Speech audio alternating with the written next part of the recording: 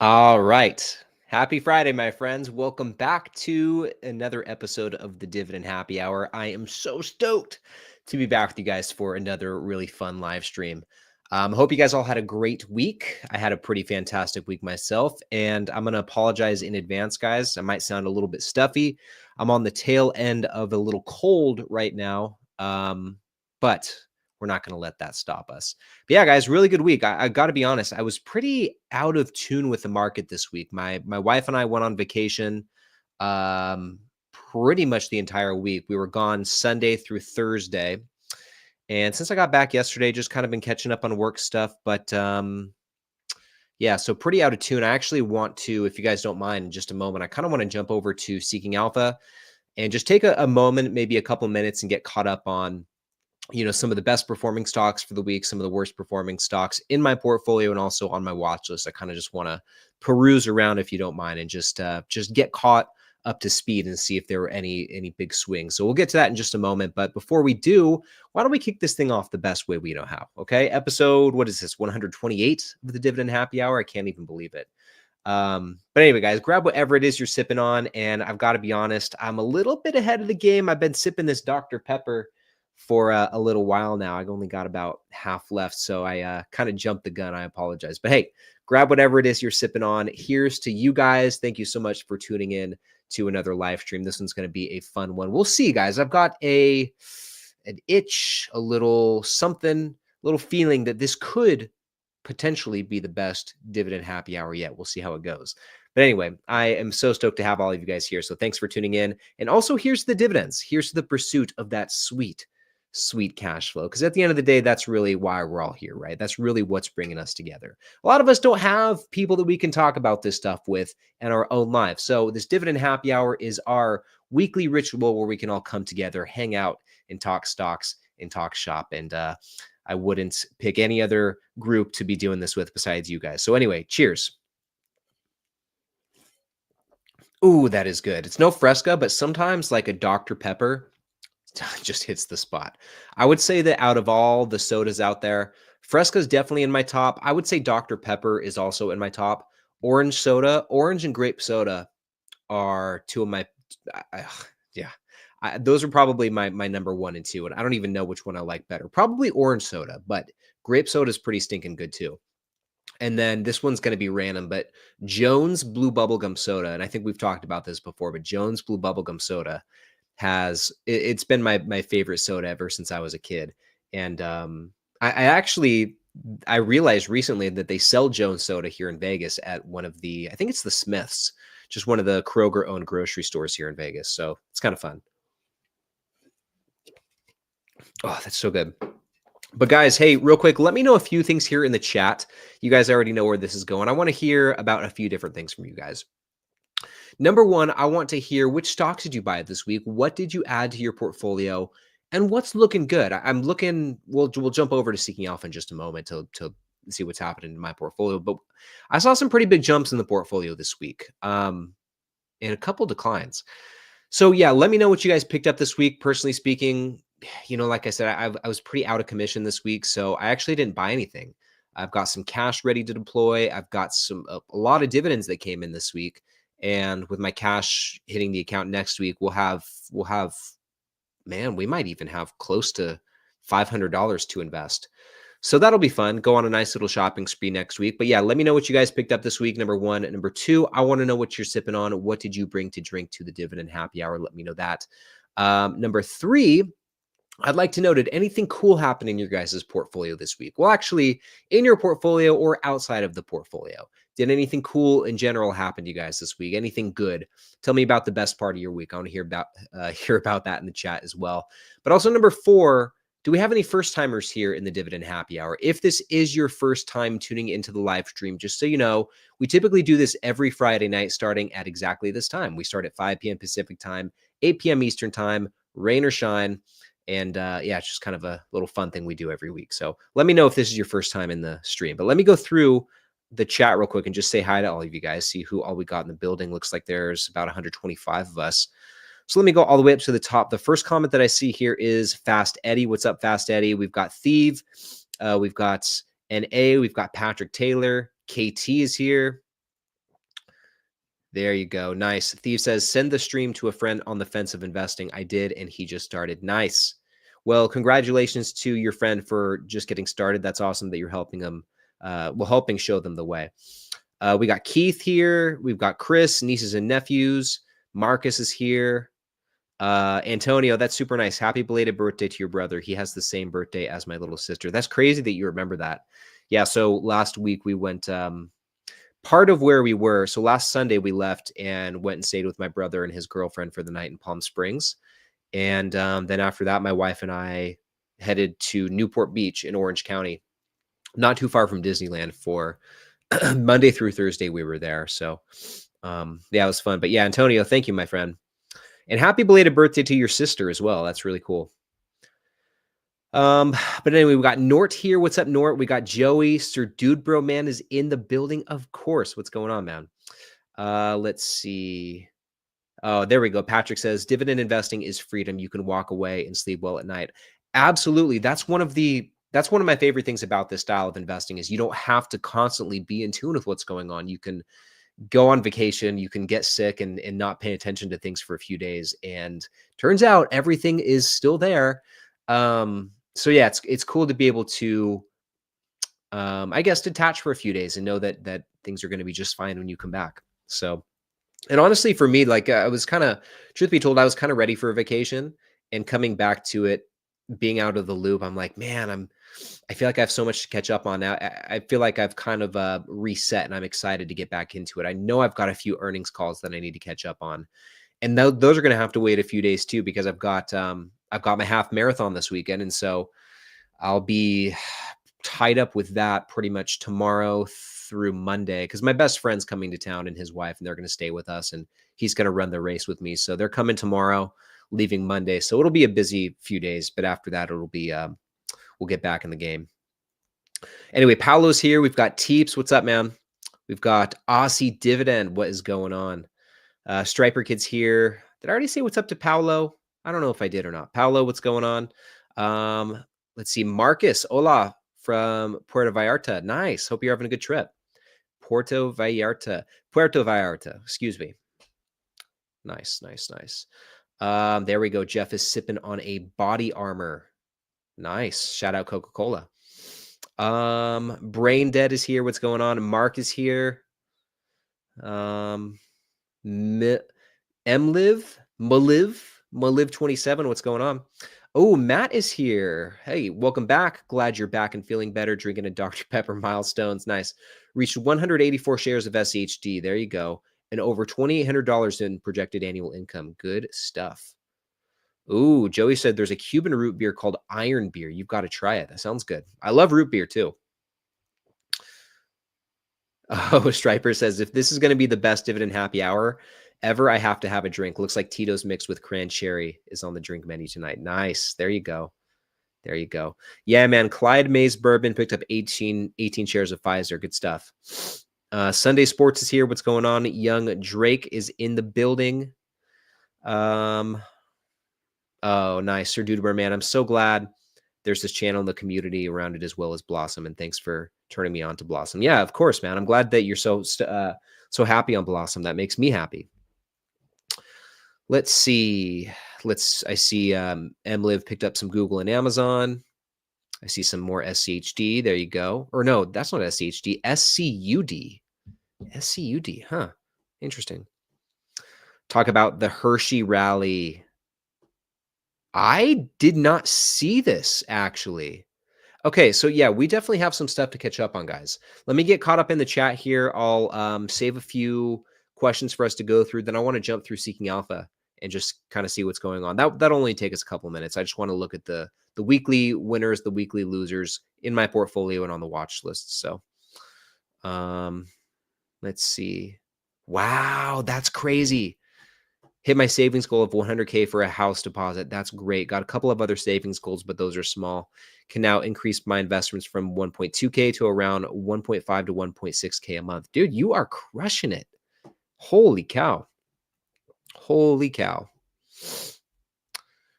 Let's see. Yeah, I see some more SCHD buys, little realty income. Nice. Jeremy here's got a couple cool milestones, crossed the 30K mark and over 300 shares of SCHD. Nice. Good job. Man, Chris with the usual VOO, SCHD, Google, and Apple. Good job, man. Good job. Pedro, Target's looking pretty nice and sipping some coconut water. That sounds good. I love coconut water. I see some Google purchases. I see Vici. Marcus says I have 228 shares and also got his 200th share of SCHD. Nice. Nice, nice, nice. Sunday, APLD, ACHR, ASTS. Any thoughts on them? I have never heard of those before, but without looking them up, I'm going to guess there's some sort of funds, some sort of covered call funds or something. APLD is Applied Digital Corporation. ACHR, Archer Aviation. Okay, I'm definitely wrong. ASTS, AST Space Mobile. Yeah, I don't know. I've never heard of any of these before. Doesn't look like any of them are dividend payers. So no surprise that I haven't really familiarized myself with them. Okay, let's keep going though, guys.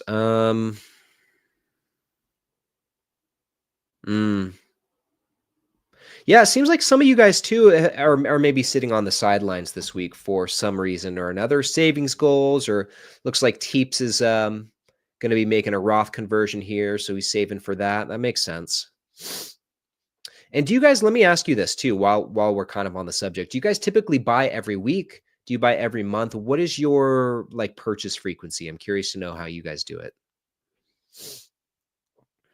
Phil is in the building. What's up, Phil? Good to see you. Sunday sports. This is a good question about corrections. We'll circle back to that one.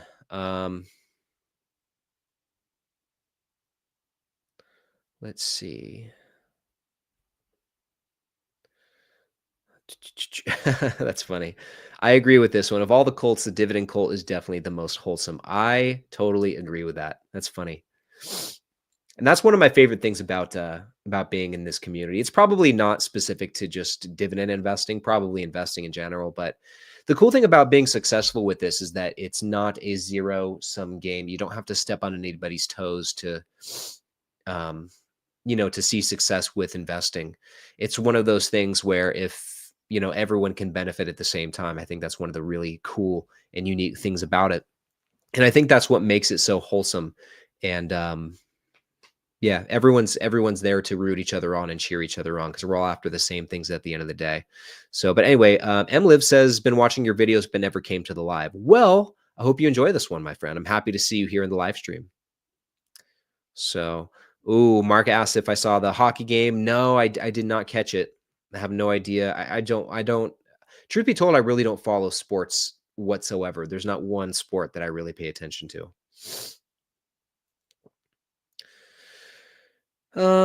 Let's see. Let's keep going. I see some of you guys starting to trickle into the stream here. So thanks for tuning in. Thank you. Thank you.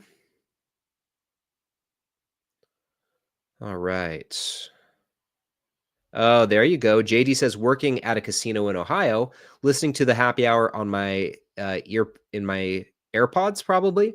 We'll be moving to Vegas in the next year or two and working there at casino. Nice. That's very cool. Well, I got to say, like, I've been living here in Vegas now for the last 2 years, coming up on 2.5 years now at this point. And I wish I would have moved here years ago. I absolutely love living here. I only have good things to say about it. It's only been a good experience for me. So I hope that you feel the same when you move here as well. So, all right. Let's see. Just keep going. Bear with me, guys. I'm just getting caught up in the chat here. And now I'm at the point where you guys are saying your purchase frequency, excuse me, looks like a lot of weeklies, Curly's bi-weekly. Yeah, a couple bi-weeklies, but it seems like most of you guys are weekly buyers. Yeah. Daily and weekly for Nort. Steven buys daily. Mark buys every month, and if it makes sense and is possible if I miss a month, just catch up. Okay, there you go. Pat buys as soon as dividends come in. Oh yeah, Pat, I saw this from you earlier. You said something about NUSI changing the ticker symbol and doing a reverse stock split. That's funny. I don't know much about that fund, but that's one of the covered call ETF funds, right? Or it was. It went to, I think you said the ticker now is QQQH. So kind of interesting. Kind of interesting to see them do that. Oh, Marcus, my friend, this is too kind. Too kind. $10 super chat from Marcus. Thanks for the help with the spreadsheet yesterday with the dividends. Oh, dude, you didn't. Yeah, you definitely did not have to do this for that. I was happy to help you out. And I'm glad that it got situated. Have a look at NSA. I've had it a couple of years. Not sure if I should use the money for more SEHD. So NSA is that one government REIT, right? National Storage Affiliates Trust. Okay. So it's not. I'm thinking of something different. Okay. So we'll take a look at. We'll circle back to this here, Marcus, and we'll take a look at that in just a moment. Let's see.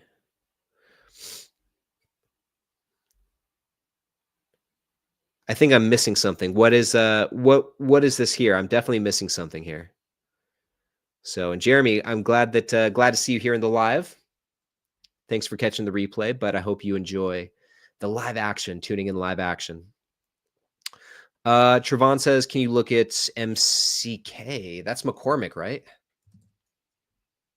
MCK, McKesson. Okay.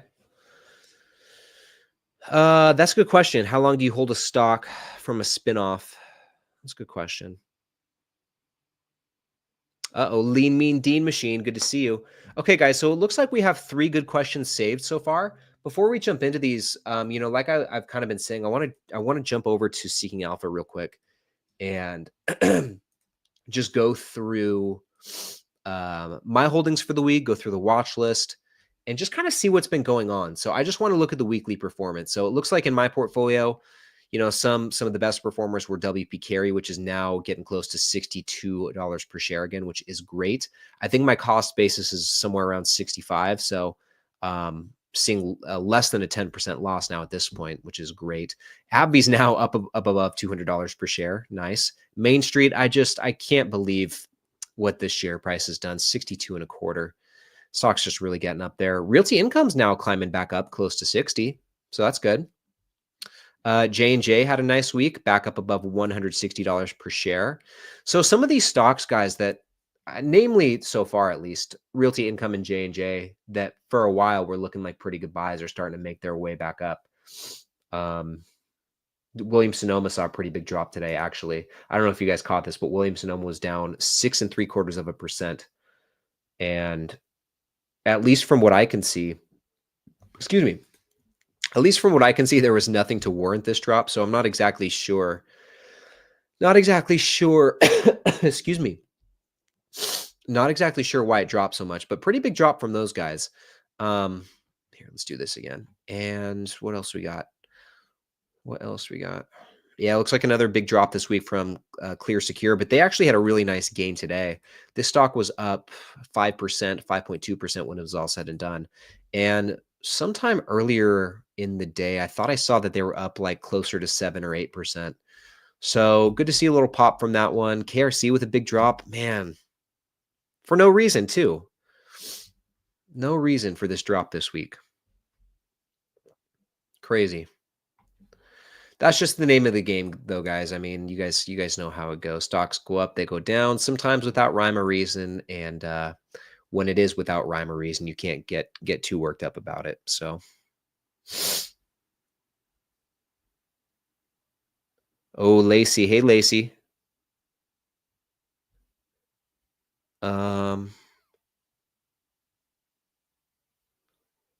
Real quick, guys, I'm jumping over to the chat, just seeing what I missed real quick.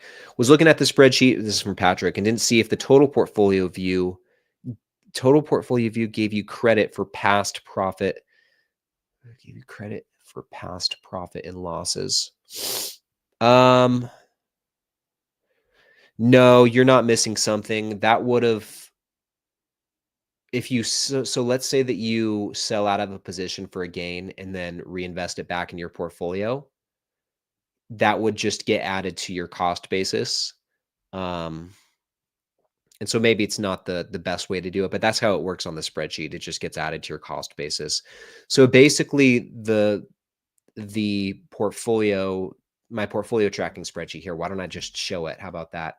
So basically it only tracks the returns of your current holdings. So like I said, if I was to sell out of pick any holding here, if I was to sell out of Clear Secure tomorrow, no, let's pick one that I'm up on. If I was to sell Williams Sonoma tomorrow or on Monday, all of the amount invested, so this $7,000, if completely reinvested back into the portfolio, would just get added to my cost basis here.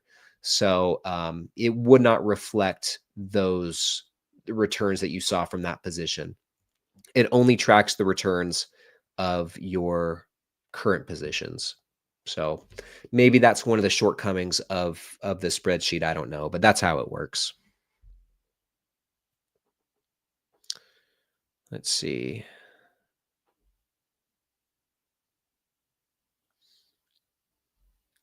Bilgun, good to see you, my friend. Okay, Matt here says Chris is racing to pass us up, and who has the most SHD? He's at 343. I have 384, and I think you're in the middle of us. That should explain what you missed. Oh, okay. Yeah, so I'm at, this is not counting the shares that I bought this week, and I don't know, I don't know what I bought this week over in the Roth, but 346 is where I'm sitting right now. It might be closer to 350 at this point. So yeah, I'm in the middle of you guys, and Matt, you've definitely passed me up, man. I think you're gonna take the cake, and Chris, I don't know how many shares you're buying every week on average, but you can probably pass me up too. Okay. Okay, guys. So let's go back to sorry, I got distracted for a sec. Let's go back to Seeking Alpha. I want to look at my very interested list, and this is something interesting that I saw earlier. Old Dominion was down 8.5% for the day, and all day there was no news for why it was down. It was just kind of this unexplained crazy drop. And now I see it. So trekking stocks hit the brakes on possible Amazon LTL expansion. And LTL stands for less than truckload, which basically means that they ship multiple products from multiple customers on one truckload versus doing it like an entire truckload just for one customer. And Old Dominion is the country's largest LTL shipper, so it would make sense that they would be negatively impacted by this news. So trekking stocks are losing traction. LTL sector could lose valuable market share if Amazon enters as a for-hire competitor. So basically, Amazon could enter as interesting, become another shipping company, another trucking company like Old Dominion or these other ones here. Interesting. So this doesn't say that this is not a guarantee either. Like Amazon could still not enter as a competitor. This is just like hypothetical news. So, and the thing is, and I think that's maybe what this quote is suggesting here, that's the context. So it's a very fragmented industry to begin with. I think at this point, I could have these numbers wrong, but I think at this point, like Old Dominion only makes up like 12% of the total industry in terms of the revenue they generate. I could have that very wrong, so don't quote me on that, and definitely fact check me there. But I thought I remember reading a number somewhere like that. But anyway, it's a very, very fragmented industry. So I'd be interested to see like what kind of dent Amazon could come in and make there.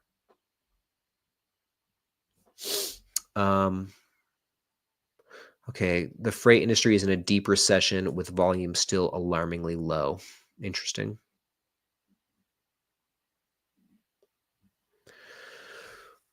Amidst the challenges, Amazon plans to build up its LTL capacity. Interesting. Yeah, and one of the advantages to that a company like Old Dominion has, they've got their distribution centers located around the country. They've got over 260 different distribution centers, and obviously Amazon has huge, huge distribution centers also around the country. So that could definitely cut into Old Dominion's competitive advantage. So that would be something to consider for sure. It'll be interesting to see how this news plays out, but I could see how this could potentially spell bad news for Old Dominion. Now, like I said, this is a very fragmented industry. So would that mean the Old Dominion would cease to be relevant and would go out of business? No, probably not, but still wouldn't be a good thing for them. But hey, in the meantime, if it pushes the share price down, like that could be a good thing. And also in the meantime, um, Old Dominion still they've got no debt on the balance sheet, or if they do, they have more cash than debt. Balance sheet's looking great. They are a free cash flow printing machine. The growth from this company is still very tremendous, and so there's still a lot to like about Old Dominion. And so I don't know, and it's one that's, as we see here, this is on my very interested list. So yeah, I'm very curious to see how this news plays out and what becomes of this. But yeah, very interesting. But otherwise, looking at the weekly performance, Zoetis actually had a pretty poor week as well, it looks like. Zoetis, Old Dominion, Rollins was down a bit too, but man, you know how that goes. Still $51.29. It's crazy. Jumping over to this other list here. Wow. Okay. Holy cow. Look at that drop from Wingstop. So Air Lease Corporation, which I might take this one off pretty soon. I'm really not that serious about this company. Up 9% for the week. Watsco, shout out Suzuki, man. Watsco's up 8% for the week. That's crazy. That's kind of the only notable two on the upside. Looks like Casey General Store is down 5% for the week. Motorola's down almost 7% for the week. What happened with Wingstop? Probably earnings related, right? Yeah, looks like they reported earnings on the 19th. What did they do? So mixed Q4 earnings. What's it say here? Oh my goodness gracious. You've got to be kidding me. Revenue was up 27% year over year. Oh my gosh. Same store sales up 10%. Digital sales are 70% of the company's system-wide sales. Jeez. Unreal. Unreal. What are the comments? No comments on that either, man. Wingstop's a beast of a company, guys. I mean, I think I made a video about it somewhat recently. And they're still, look at the growth they're projecting in 2025. Are you kidding me? Guys, this is, might have to really, I mean, the valuation's still not the best, don't get me wrong, but man, if it keeps going down, this is going to be one to watch, I think. So the big drop is coming because there's a deceleration. So the growth is slowing down. If I'm reading this headline correctly, that's what's going on with Wingstop. But still, man, I mean, that's a crazy drop. 27% revenue growth. Unreal. Yeah, seriously, this hits the nail on the head right there. Interesting. So interesting.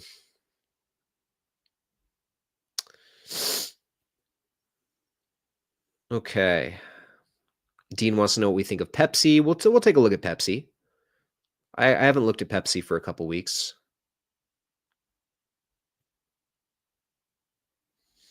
Okay, so guys, why don't we get to some of these questions real quick. So let's start with this first one here from Sunday Sports. There are signs of corrections. What are your thoughts on that matter? I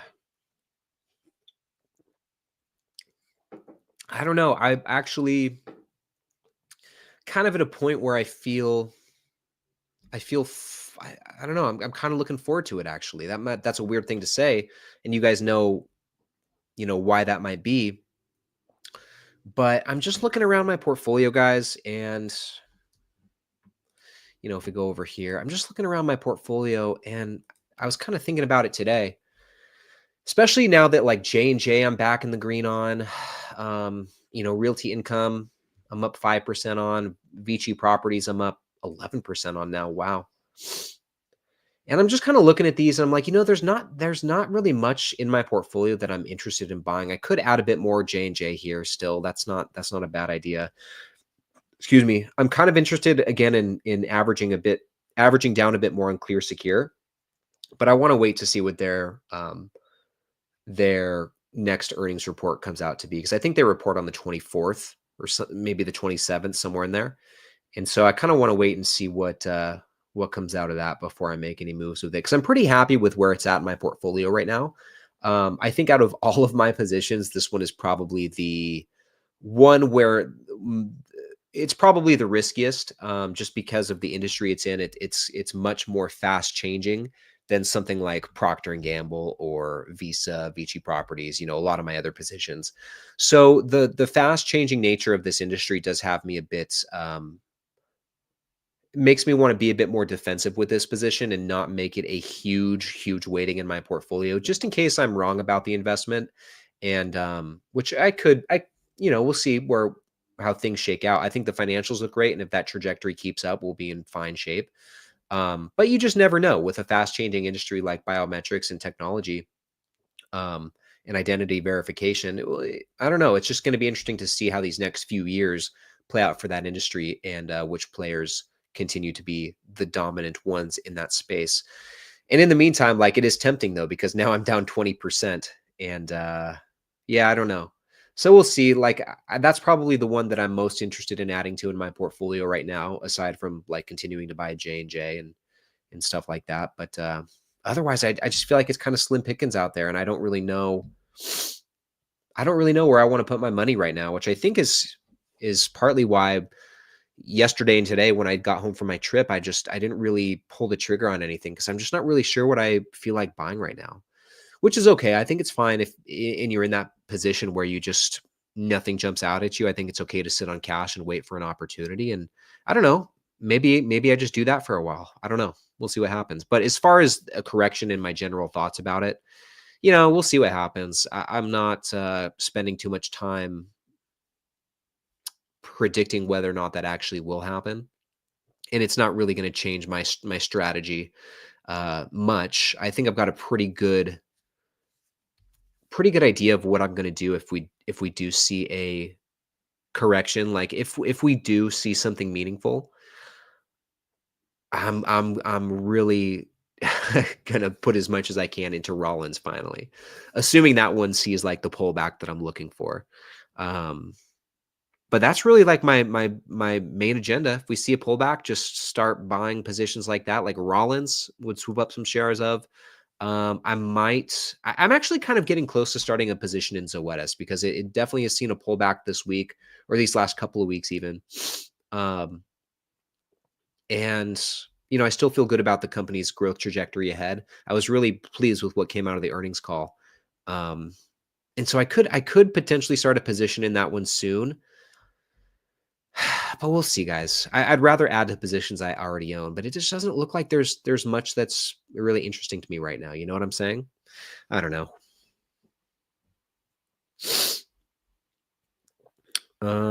Okay, what I miss in the chat? We'll go over to the next comment here too. Next question. Let me see what I missed though. Yeah, Coca-Cola had a nice raise. Pyrel, tell us about the Trade Mirror Index website that you use. I don't know what that means. I'm not really sure what that means. I'm just not sure what Trade Mirror Index is. But if you can explain it to me, maybe that'll shed some light on it and I can try and answer the question. Consumer sentiment was released today and showed concerns about a return of inflation. Interesting. Interesting.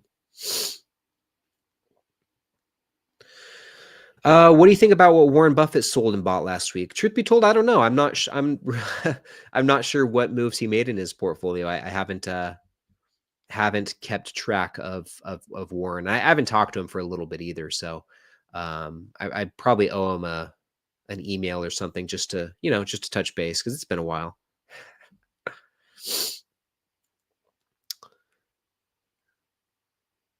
Let's see. Your portfolio looks good and healthy. Well done for getting it to this standard. Thank you, my friend. I appreciate that. Feel good about where things are at overall. I feel like I've got a good mix of everything, and I'm really working on building an all-weather portfolio. So, I'm pretty happy with where things are at right now.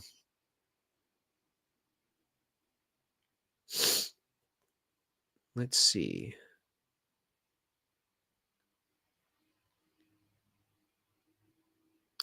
Ooh, Jay's got a good question here about realty income and dollar cost averaging. Good one. Andy's got a good question about Visa, so we'll save those. You have an imposter. Oh, yeah. Yeah, unfortunately, that happens quite a bit. There's always imposters on Discord. I'm sorry they reached out to you, but yeah, for anyone watching, and who's in the Discord group, I will, if you ever receive like a DM from me on Discord, it's not actually me. It's really not. So anytime someone messages you on Discord or Twitter or Instagram or you name the social media platform, 99% chance it's not me. 99.9% chance it's not me. So just good rule of thumb. Typically it's not me. Yeah. 220 people in the stream. Thank you guys. It's always cool when we get up above 200. So oh yeah, that's definitely not me. Definitely not me. After the stream, I'll go and remove them from. I'll go and ban them. So thank you for bringing that to my attention, though. But anyway, guys, getting back to this question from Marcus earlier, and Marcus, thank you again for the super chat. I really appreciate that. He wants us to look at NSA. So let's jump over to Snapstock real quick and take a look at that, guys. So NSA is National Storage Affiliates Trust. Let's see what we got here. What's it done in the last? I mean, the last year it's up 11%. Pretty good month, up 5% in the last month. Looks like solid revenue growth. FFO per share has been growing pretty nice since 2020.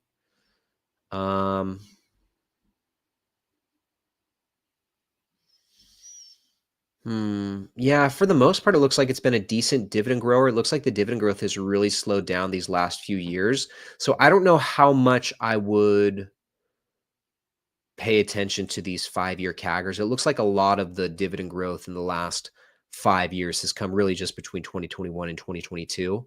So, but nice dividend yield, right? 6%. So that's pretty good. Looks to be above average.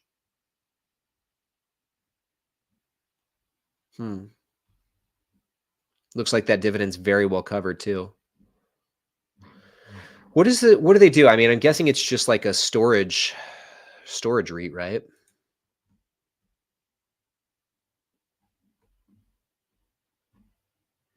Let's see if we can get a gauge on here. Let's just take a quick scan through their investor presentation.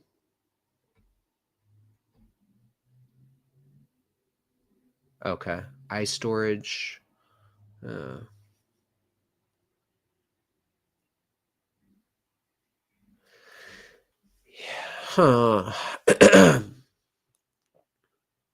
Okay.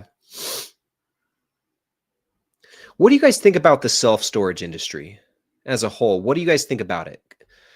In terms of REITs, what do you think about self-storage compared to like industrial, like compare it to something like a Prologis or even like a Rexford, which has, you know, warehouses and stuff like that. What do you guys think?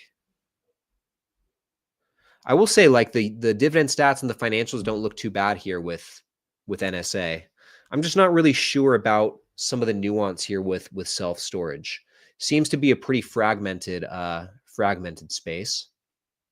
I mean, there's a few big players in the REIT industry, in this industry for REITs. We've got this one, we've got Extra Space Storage, we've got CubeSmart is also self-storage, right? So we've got a few self-storage REITs in here.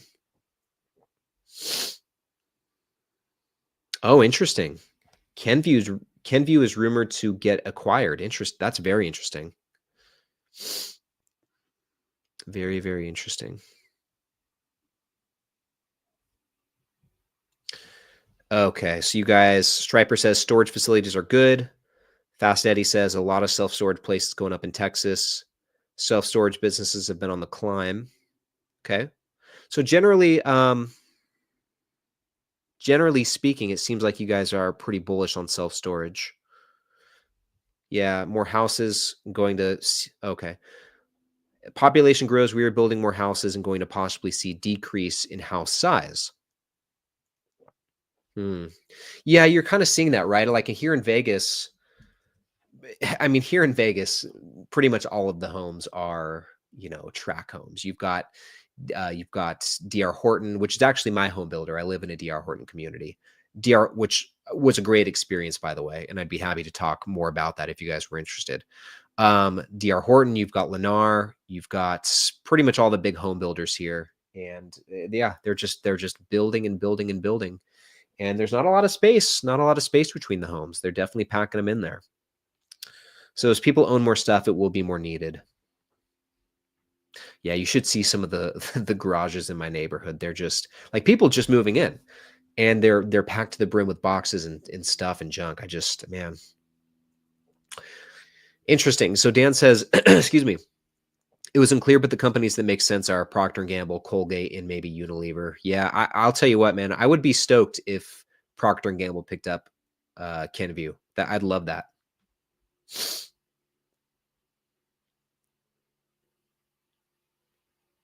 Self-storage, okay, that's good insight. Self-storage companies were always profitable. There you go.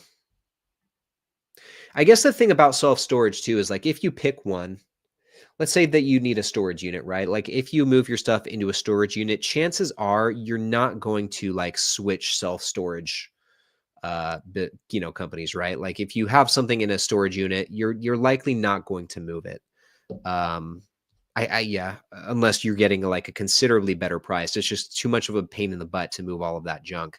So once it's in there, it's probably in there for, it's probably in there for good almost. So I guess that's one of the sticky aspects to it.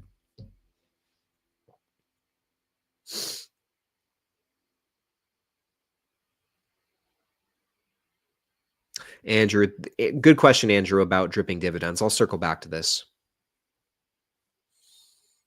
Yeah. Yeah. So just some quick just a quick note about the experience. Very, very good process.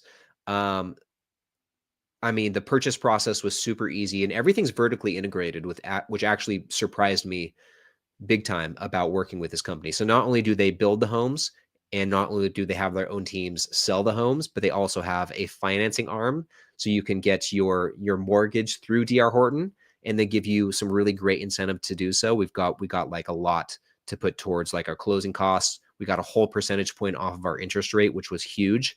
Um, and they also do the, home insurance too through they have their own insurance company. And my family works in insurance. Like my mom has an insurance agency, and it was just ridiculous what our home insurance is. Like I think our premium for a whole year, including like some things that we had scheduled and added to the policy, like for the entire year, it's like $150 or something like that. And it was one of those things where I was like, okay, that's just way too good to be true. So I sent the policy to my mom and she was like, no, this is airtight. This is like a legit policy. It doesn't seem like there's a catch, really good coverage. And we even added some additional coverage here and there, and it was still that cheap. So overall, it was a very, very good experience. And yeah, I would definitely do it again, actually. So, and actually, I'll tell you guys this now while we're on the subject. One thing that I'd really like to do, because we've got such great terms with our interest rate, basically the overhead to live here is pretty, like it's cheaper to live in this house than it was for us to rent um, at our old place prior to this. I think this would cash flow really well as a rental.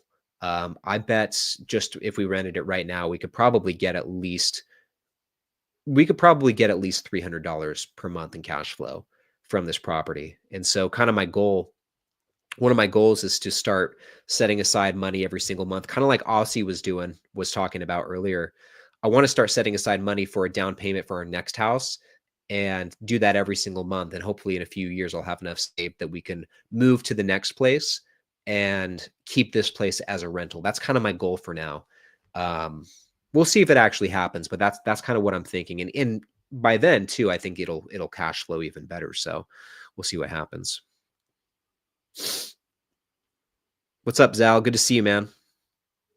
Let me see what I missed in the no, it looks like I'm good in the chat. Things are looking good.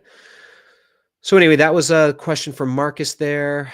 What else we got? We've got a few more questions, guys, and I'm going to try and rapid fire through them because we've only got about 15 minutes left in the stream, and I already smell dinner. My wife's cooking something good, and I'm excited for it. But anyway, guys, this next question, and I'm sorry, I'm starting to feel pretty congested, so I hope Hope it doesn't sound too nasally over there for you guys. But Trevon says, can you look at MCK, which is McKesson? And how long, this is another good question. How long do you hold a stock from a spinoff if it doesn't perform well? We'll circle back to that question. Let's go take a look at McKesson real quick though. MCK. Okay. And Trevon, thanks for the question, man. I appreciate you putting this on the radar. So let's go to here. What's McKesson? What they have going on here? Up 16% in the last year. Nice. I mean, low starting yield, decent dividend growth rate. Looks like low payout ratios there. Yeah, interesting. Interesting value jump in valuation here. But I guess it's no surprise. Look at this. They went from 500 to 630 almost very, very quickly within the span of a few weeks. Holy cow. And they've since leveled back out to now just under 600 per share.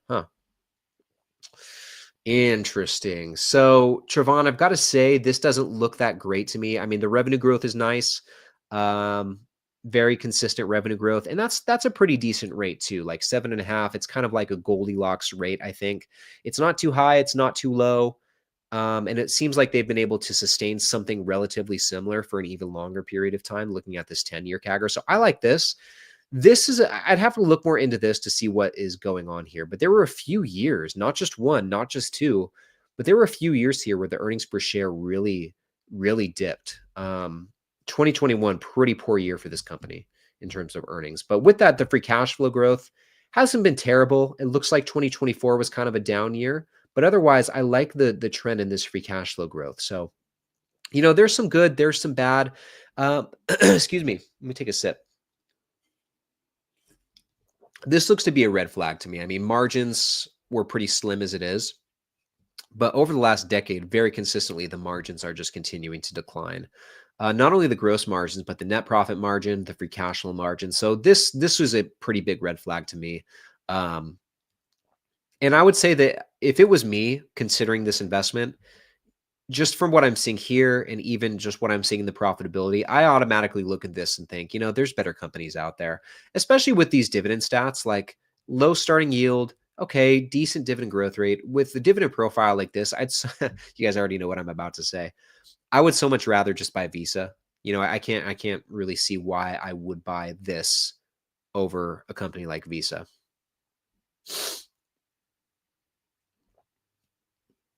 Yeah. It just doesn't really jump out to me. The returns on invested capital have been pretty nice these last few years, but it's just kind of there's nothing really special about this company from what I can see. So I probably would pass on it. Oh, but then Trevon, you had that other question. I apologize. You had that other question. So how long would you hold a stock after the spinoff? Yeah, I'm probably not the best person to ask about that because I've pretty much sold every every spinoff company that I've been faced with. I've sold them all pretty much immediately. But I think the same rules apply as if it was a company that you were buying outright. I would give it some time. I would definitely give it a number of years to see if things play out. If your initial hunch is that, hey, this could be a good business on its own.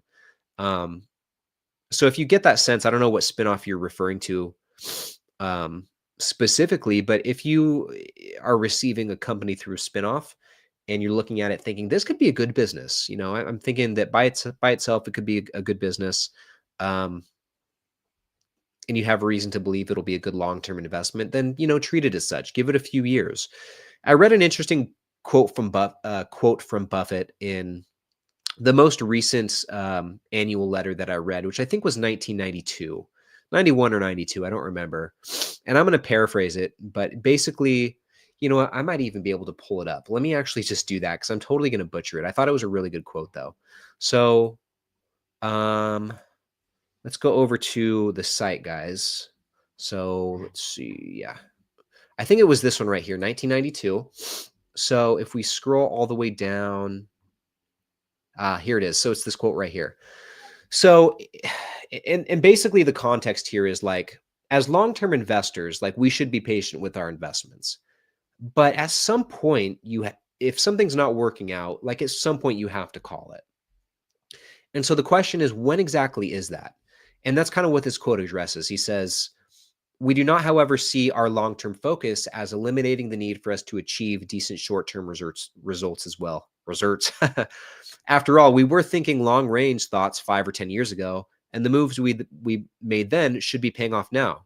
So basically, when it comes to thinking long-term, give it at least 5 to 10 years. And if things aren't trending in the direction that you thought they would by that time, then maybe you start thinking about other places to invest that money. So if plantings made confidently are repeatedly followed by disappointing harvests, something is wrong with the farmer, or perhaps the farm. But then he says this quote here to tie it all together. Even Alice, after listening to the Queen lecture about her jam tomorrow, finally insisted it must sometimes come to jam today. So even if you have a long-term mindset with your investments, at some point, like, they should be bearing fruit. And according to this quote, Warren says somewhere between 5 and 10 years, depending on the investment, depending on the market environment. But, things should play out in that time, start to play out at least. And whether it's a spinoff or whether it's a company that you invested in on your own, maybe use that rule of thumb. I don't think that's a bad way to go. So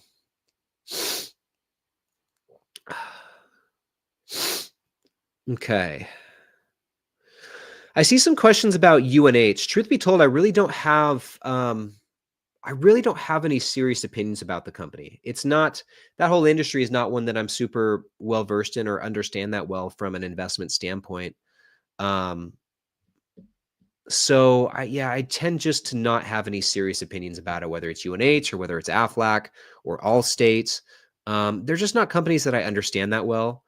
Being the simpleton that I am, like, it's much easier for me to opt for something like a like a Wingstop, kind of like we were talking about earlier, or even a Zoetis. Like, I would say that I understand those types of companies better than I do the insurance companies and the banks. And so when it comes to something like UNH, like, it's been a beast of a company for sure, both in terms of performance and also dividend stats, but I just don't really understand it that well. So I wish I had a better answer for it, better answer for you guys beyond that, but I truthfully just don't. Over time, I'm sure I'll come to learn more. I'll come to learn more about the industry, but it's just not something I'm very well versed in.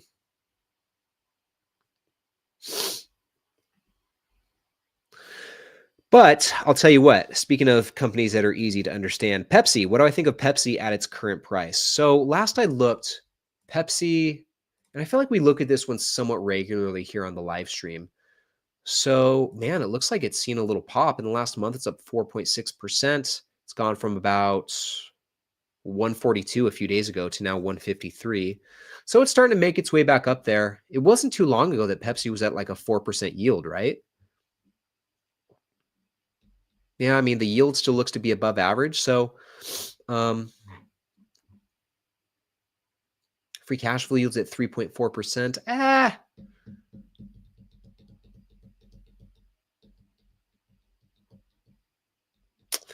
I'm thinking, sorry. Yeah, it's it's okay. I mean, here's the thing that's concerning about Pepsi, and maybe this has changed. I know we've talked about this before. But this is a little bit concerning with Pepsi, just the free cash flow payout ratio above 100%. And 1 year, it's not that big of a deal, but it looks like the same thing happened in 2022. 2023, it was still high at 85% and whatnot. So I would say this is a bit concerning. Let's see how it compares to Coca-Cola, because maybe they're similar in that regard. And it would make sense considering both are pretty mature companies. They may not need a whole lot of money to reinvest back into the business at this point, so it makes sense to see higher payout ratios. And it does look like we're getting a similar reading here from Coca-Cola. It looks like the earnings payout ratio is typically between upper 70s and up to 90%. Pretty similar free cash flow payout ratios as well. That's pretty big. So maybe it's not all too concerning then, because they're both showing that. So maybe that's a bit normal for them. I mean, I like Pepsi as a company. And I'll just leave it at that. I like Pepsi. I like Coca-Cola. Definitely think there's worse businesses you could own if you're looking for something just another stalwart, another good sleep well at night company. Yeah, I don't think that's a bad one to consider. I'm kind of you know what though? I would say that I'm kind of more interested in the Hershey company. Other companies like the Hershey company and Mondelez, specifically those two. I would say that I'm more interested in owning those two than I would be owning Coca-Cola or Pepsi at this point.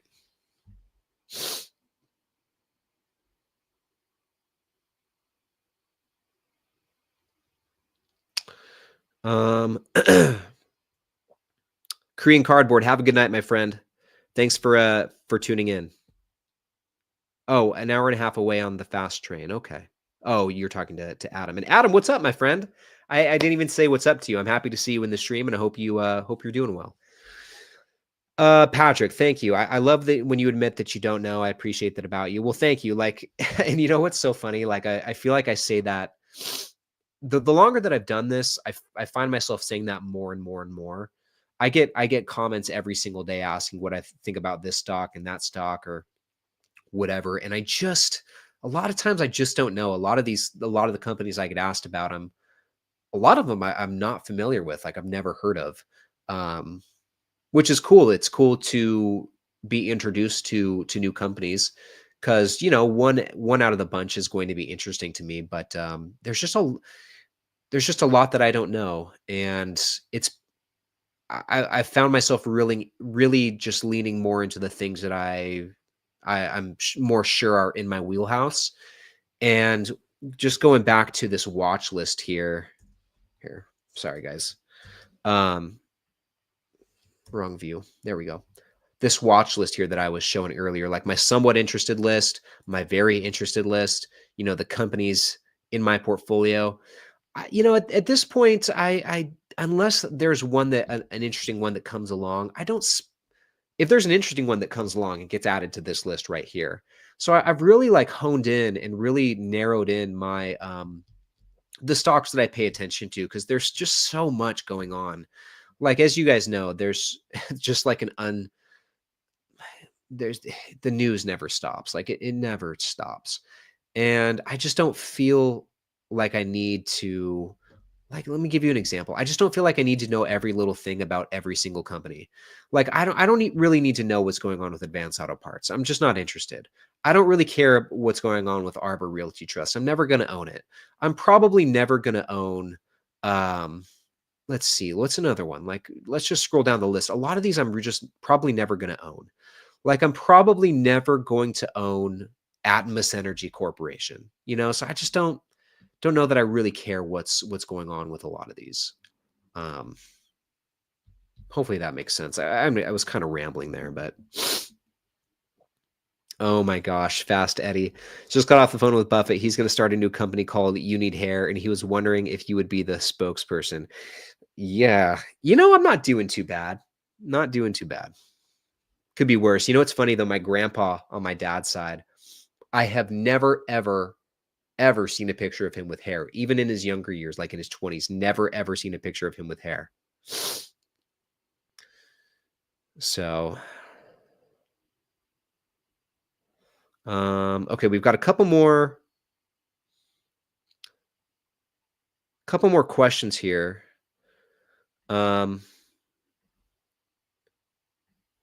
This one's pretty easy. We've got Andy who wants to know, are you still buying Visa? No, I know I'm not. I'd love to buy some more Visa, but here's the thing. Let's just go back over to the spreadsheet. There we go. So here's the thing with Visa. I mean, now at this point, I'm up about 30% with the position. I'm glad that I bought as much as I did when I did, because my average cost is still below 270. But yeah, it's definitely made its way up. It's now $350 per share, which is no surprise, really no surprise. I mean, I've said it before. This is like Visa to me is like the gold standard of stocks. But I think right now it's a little bit outside of my little bit too far from my cost basis for me to want to add. I think if Visa sees a slight pullback, like if we see it get to a lower spot in the 300s, like 300 to 325, which is still, a bit above my cost basis. But, if we see it, well, let me actually just take this back a step. If we maybe see like a 10% drop from Visa, I would probably start nibbling into this position again, unless there were some other positions that seemed like better valuations at the time. But I love Visa so much that I wouldn't mind paying up a bit more for it. I don't know that I'd want to pay this much for it right now, but like I said, if there's a bit of a pullback, which we would probably see if there was a correction in the market, then yeah, I would definitely go hard on Visa. And going back to what I was saying earlier, I was saying, if we see a serious correction, I would just put as much money as I can into Rollins. It would probably I'd probably do the same thing with Visa. I would probably split my contributions between Visa and Rollins. Um, those would be like the big two. So, but yeah, I'm not buying at this point in time. Mm-mm-mm.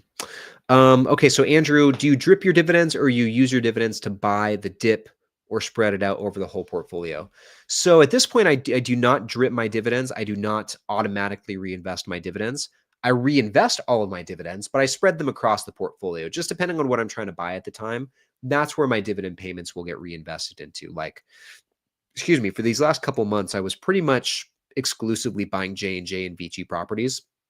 So anytime I would receive a dividend, it would go back into one of those two positions, whichever I was buying for the week. And that's pretty much how I do it. So, um, and what do you guys do? Like, do you guys automatically reinvest your dividends, or do you guys kind of do the same thing I do?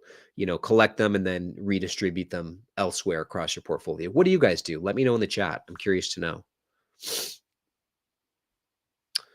Sunny, I do not own any Amazon, at least not outright. I own some through the S&P 500, but no, I strictly invest in dividend paying stocks. That's kind of my jam.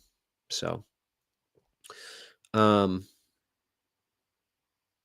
okay, Salvatore says, I drip all of my dividends. I see it as more free money into quality. Yeah, that's a good way to look at it. Vacation Time says, collect the dividend and look for what's on sale. Yeah, okay. Janice cannot drip as European. Interesting. Interesting. Wubs, this is a really good question. We'll save that one. Patrick says, same as you. I want to pick where my capital goes. Yeah. Joey says, just drip. Yeah, Adam's living the dream here. I started using them to pay bills. Too old now not to start. Yeah, right, man. Yeah, right. I wouldn't have guessed a day over perfection, Adam. You're not old, man.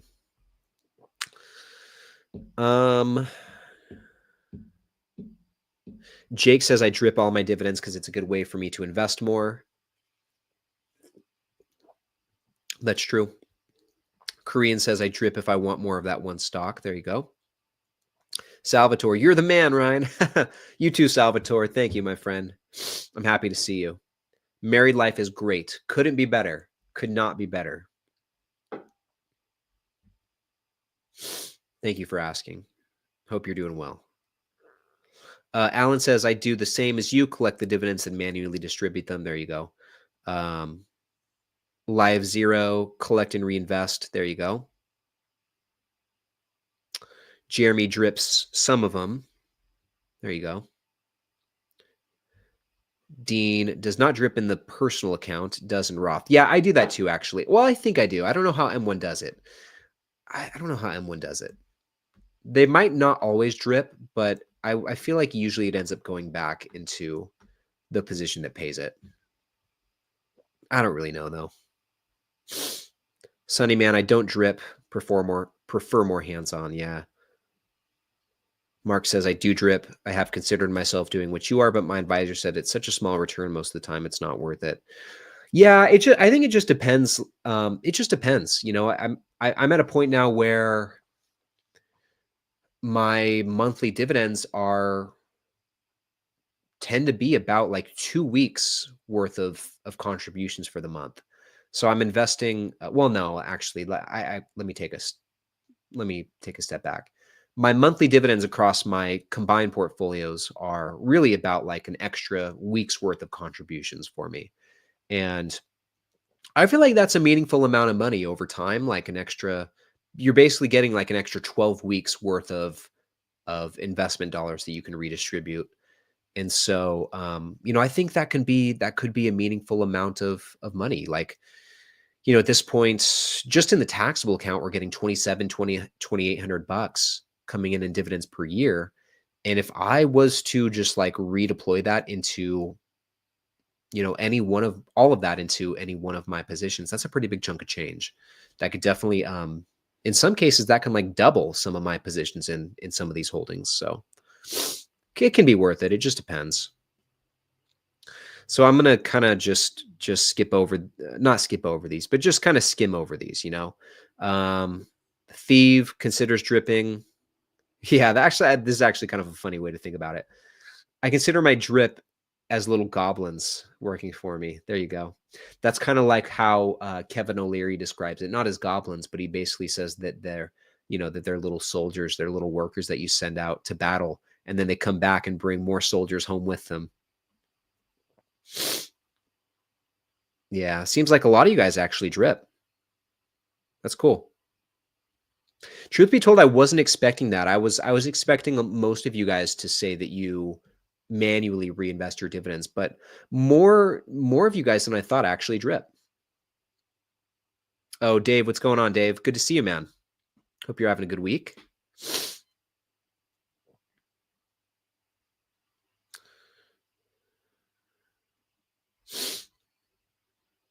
Okay. M1 defaults to dynamic balancing. That's what I was kind of thinking.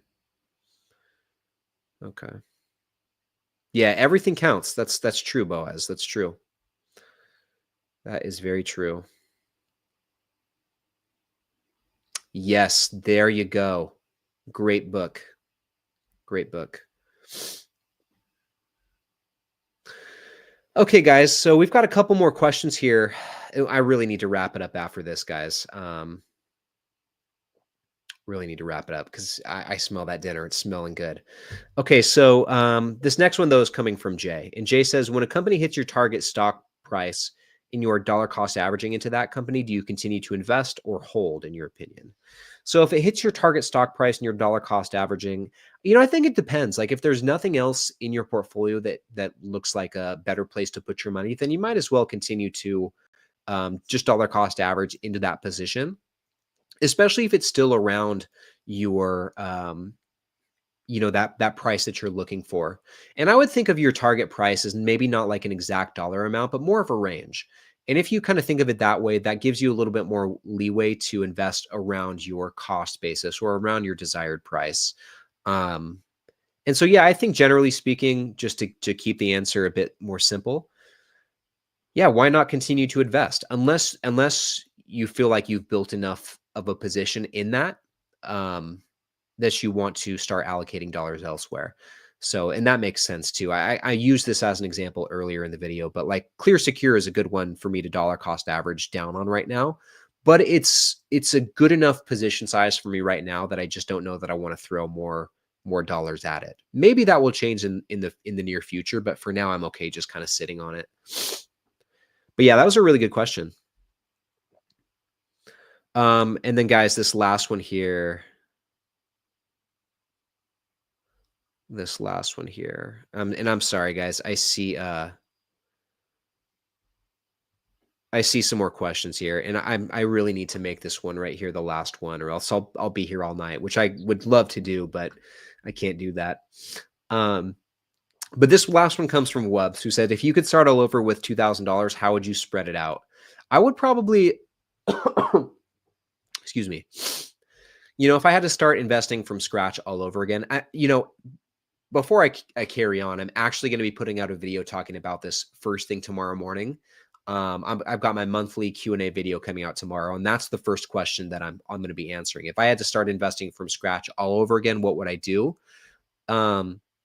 And pretty simply, like no matter what the dollar amount is, I probably would start just investing in ETFs. I probably would put all of that money into just like the S&P 500, or I would split it between the S&P 500 and SCHD, which is what I do in my Roth, and I dollar cost average it into that every week.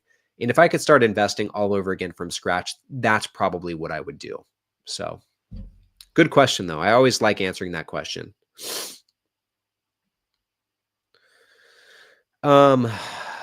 let's see. But yeah, guys, I think this is a good place to wrap it up. And I want to apologize again. I still see a handful of questions from you guys, really good questions too. And I apologize. I'd love to answer them all, but I know I'm going to be here another 30 minutes if I keep answering questions, and I need to go and have dinner. But guys, I want to thank you so much for hanging out with me this last hour and 10 minutes. This was a really fun stream. I feel like we've been having some really, really good ones lately.